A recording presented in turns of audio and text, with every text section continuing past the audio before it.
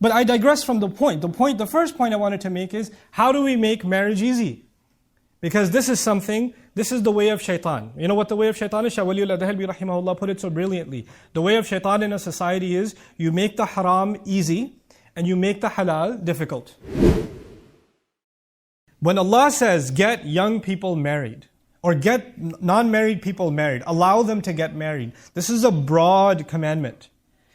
And who does it apply to? You would think it applies to people, okay, once this boy has graduated from school, once he's got a good job, once he's got a good amount of savings, once he's got a little bit of the return on investment paid back to his parents, once he's done all this, and this, and once everybody else in the family is taken care of, then we'll think about getting him married. Because if we get him married right now, all of his attention will go to his wife. We're not going to get anything. So this is our son, this is our investment. We need to get our money's worth first before we allow him to get married. And even when we do get married, this needs to not just be a matter of our material gain, this is a matter of family pride. We need to make sure that's someone that we can show off. Someone that we can be proud of and take lots of pictures and invite, have a huge gathering ceremony and be able to show that we married in an upper class family, etc., etc. So the considerations for how you get somebody married, you put age restrictions on your men and your women, as a matter of fact. And for women, it's the exact opposite. In many families, the moment she turns into a teenager, they start getting like, I need to get rid of my responsibility. It's like a disease in your home that you want to just get rid of. That you want to throw this girl out. And there are young women that are depressed because their fathers and their mothers, all they talk about is, you're still sitting at home. You're not getting married. You're still sitting at home. And on the other hand, the opposite is these young men that want to get married, and the parents say, no, not yet. You're not ready. You're not ready. Look at what the ayah does. وَالصَّالِحِينَ مِنْ عِبَادِكُمْ وَإِمَائِكُمْ. Even get the good among your slave men and women. Back then, there was a slave society too. And the people that are making virtually no money are the slaves. Allah says, get them married too. So the rationale that somebody has to be at a certain economic status before you think about marriage was crushed by one statement. Removed from the equation. The only thing mentioned in the equation is, are they of the age? Should they be married? And the second is they're salihin, they're good people. Good means they're good with Allah, also means they're mature, they're ready. They're of the age. وَالصَّالِحِينَ مِنْ عِبَادِكُمْ وَإِمَائِكُمْ. And then Allah Azza wa Jal adds to that, because there are people who still consider these matters, إِن يَكُونُوا فُقَرَاء يُغْنِهِمُ اللَّهُ مِنْ فَضْلِهِ. If they happen to be bankrupt, if they don't have a lot of money, don't worry, that's not your problem. Allah will give them wealth from His own blessing. Because bankruptcy to Allah is a lesser problem. But aima means lots of people in society that are not married. That's a much bigger problem. Not having money is a less problem. But not having people tied down in healthy relationships, that's a much, much bigger problem to Allah. When I was studying this word, I even found a narration, أَنَّهُ كَانَ يَتَعَوَّذُ sallallahu alayhi wa sallam min al-ayma. Rasulullah sallallahu alayhi wa sallam used to actually seek refuge from a society with a lot of single people. He used to be worried about the ummah becoming people, a lot of single people just happy the way they are. And they're not happy the way they are, it's just that their families kept pushing them candidates that they're not interested in, and the one they wanted to marry, they're not allowed to marry, and so they say, whatever, I'll just stay single. And when somebody says, I stay single, doesn't mean I stay an angel. Let's be very clear what that means. If there's a 30-year-old, and he's a professional, and he's making good money, and she's 29 years old or 28 years old, and she's graduated from school, and she's not married, that does not mean temptation hasn't come to them, sin hasn't come their way, that they've just lived this pious life like they're living in the city of Medina back in the day. And by the way, even the city of Medina had its issues. The city of Medina had pretty crazy situations. If you study the life of the Prophet ﷺ carefully, and what happened with the companions around, stuff happened. Just this morning, I was reading about the narration of a Sahabi who went back to Makkah, and he used to have literally a girlfriend. The words in the narration are Khalila, a girlfriend, back before he became Muslim. And she saw him and she goes, Malak, what's wrong with you? Don't you want to be alone with me again? Literally, that's what she said. And he said, well, there's Islam between you and me now. That's what he said. And she got mad at him, and she got her brothers and friends to beat him up. And he says, fine, okay, the only way for us now is I have to marry you. And she says, fine, marry me. He goes, I have to ask the Prophet first.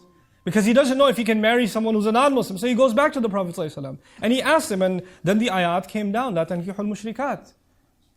Don't marry mushrik women until they believe. If she wants to accept Islam, fine. If not, then no. If she wants to leave her pagan ways, then fine. But I digress from the point. The first point I wanted to make is, how do we make marriage easy?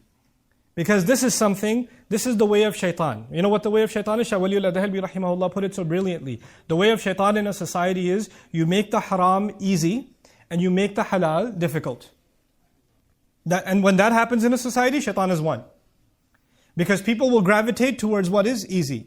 So today, if you want pleasure for your eyes, what can you capture on a screen, where the places you can go, the access that you have at your workplace, at your campuses, on your mobile devices, on social media platforms, on dating apps, you name it. All of that has become easy. And while the door to haram, to fulfill, because human beings, men will have desire for women, that's something Allah put inside them. It's not going to go away. Women will want companionship. It's something Allah put inside, it's in their nature. That's why families come together anyway. When that is the door to the unhealthy, the filthy, the impermissible is wide open. And then that young man comes to his parents and says, I think I need to get married. I know I'm only in my 3rd year of college, but this is getting out of hand, Mom. This is getting out of hand, Dad. And he doesn't say, Dad, my hormones are driving me crazy. Man, the girls on campus, I don't even know what to tell you. Seriously though, this one girl keeps texting me out. He's not going to talk like that to his dad or his mom. He's just going to say, Mom, I think I need to get married. He's going to code it in a nice way. And then what do parents do? They humiliate this young man. Oh, can't hold it in, huh? Can't control yourself? Well, I was 40 when I got married, and your father starts giving you lectures. Like, how are you 40? You're 50 now. So what we've done as parents oftentimes is oppress and suppress what naturally Allah put inside of us, especially in a time when the haram is wide open. Then you have to go out of your way to make the halal easy.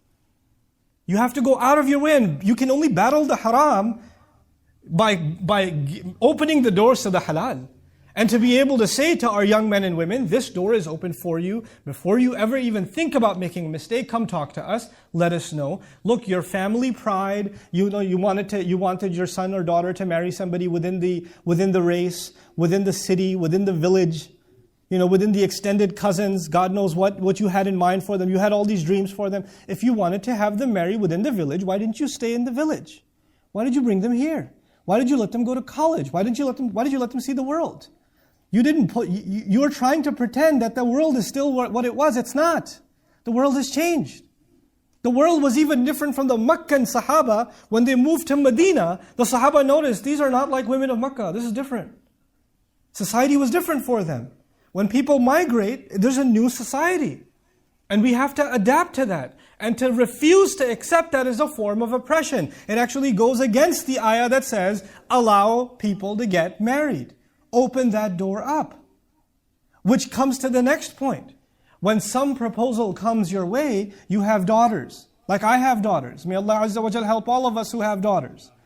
And sons too. I'll throw them in the dua. But but if you have daughters and some proposal comes, she's of the age, it's a good match, she likes him, it's okay to ask, do you like him?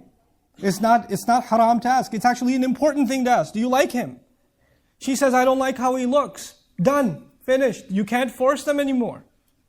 I'm not attracted to him. Astaghfirullah. That will come. Allah will put it in your heart. No, it won't.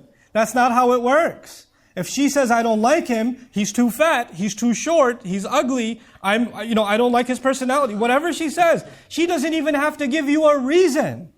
She doesn't. She could just say no. That's it. And by the way, later on in this ayah, I won't get time to get to it, but I'll just refer to the phrase, وَلَا تُكْرِهُ فَتَيَاتِكُمْ عَلَى الْبِغَاءِ. Don't force your young girls to rebellion. That's the phrase in the Quran.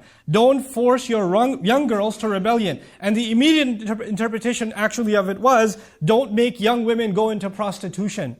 Because in Medina, that's what they did with slave women. They used them to make money off of them as pimps, and they used to literally pimp them in the streets. That's what they did. And Quran came and spoke against that. But the phrasing Allah used wasn't just about prostitution. He made it wide open. Why is it wide open? When you force a woman to get married to someone she doesn't want to marry, when you put emotional pressure on her and say, if you don't marry him, nobody's going to marry you, your family's going to be humiliated, we've already printed the cards.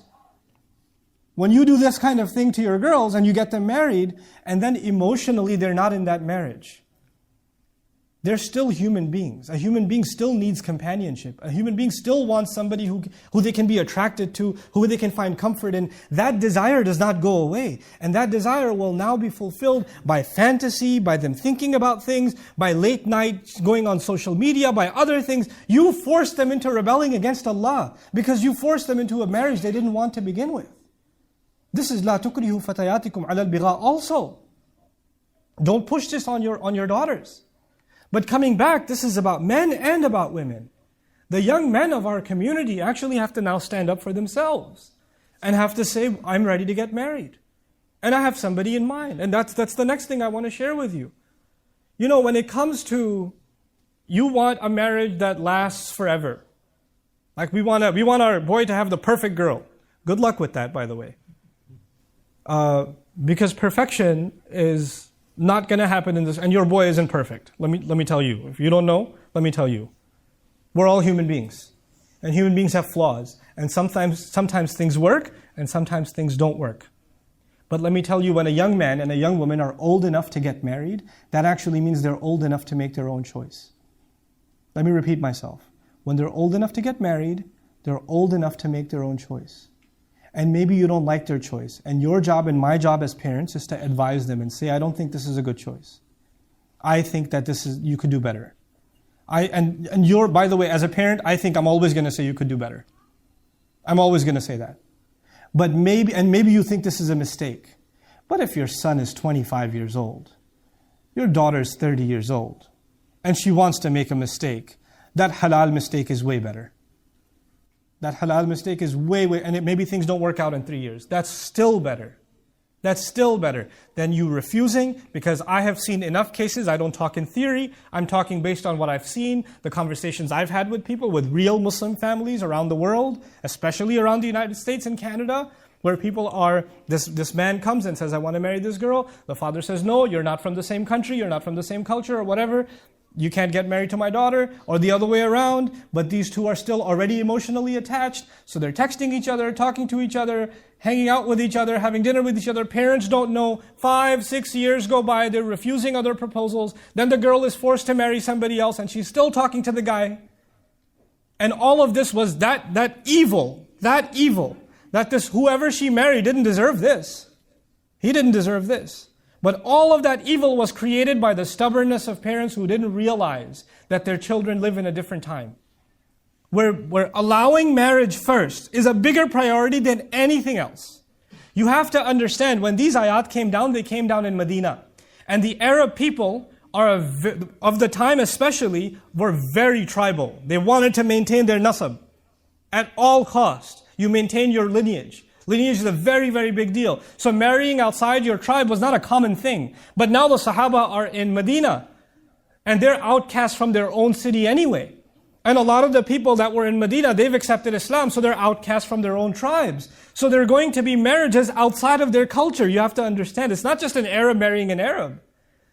This is a Hudali marrying someone from Taif, or somebody, there's all this intertribal marriage happening, which is a big deal to them. It's as big a deal today than a Pakistani marrying a Bangladeshi, astaghfirullah al-azim.